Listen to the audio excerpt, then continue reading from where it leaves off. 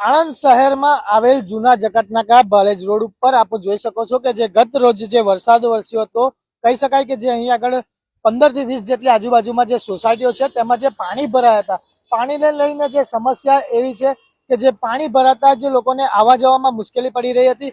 જી વડીલ, આપનું નામ? જી, મારું નામ મોહમ્મદ ઇકબાલ સોદાગર, આણંદમાં હાફિઝ ઇકબાલ સોદાગર થી ઓળખાવું છું મેં।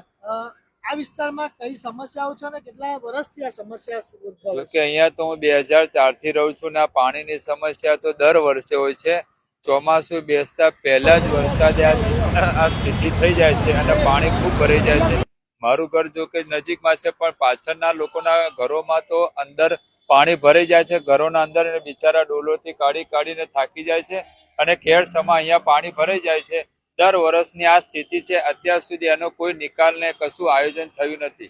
આપ જુઓ છો કે આ બાજુમાં કાંસ બનાવી છે, આ ચોમાસાના લગભગ અઠવાડિયા કે 10 દિવસ પહેલા જ આ કાંસ બનાવવામાં આવી અને આમાં આકસ્મિક જો યા કોઈના પડી જવાથી યા કોઈનું મૃત્યુ થઈ જાય તેના જિમ્મેદાર કોણ, એમ હું આ ન્યૂઝ ચેનલ્સ ગુર્જર ગઢના દ્વારા હું આણંદ મહાનગરપાલિકાના કોર્પોરેટરો સુધી આ વાત પહોંચાડવા માંગુ છું કે તાકીદે આનું સરસ આયોજન કરે અને આનો નિકાલ કરે, પાણી સમસ્યાનો હલ લાવે।